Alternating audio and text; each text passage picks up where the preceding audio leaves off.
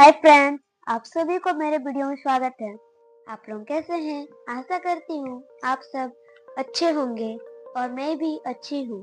रोजाना की तरह आज भी मैं एक न्यू मेहंदी डिजाइन लेकर आई हूँ। साथ में एक शायरी भी लाई हूँ। चलिए शायरी शुरू करते हैं। मेहंदी न किसी से बैर रखती, न किसी से भेदभाव रखती। मेहंदी न किसी से बैर रखती, न किसी से भेदभाव रखती। जिसके हाथों में लगती उसकी किस्मत चमकाती। आप लोग वीडियो में बने रहे।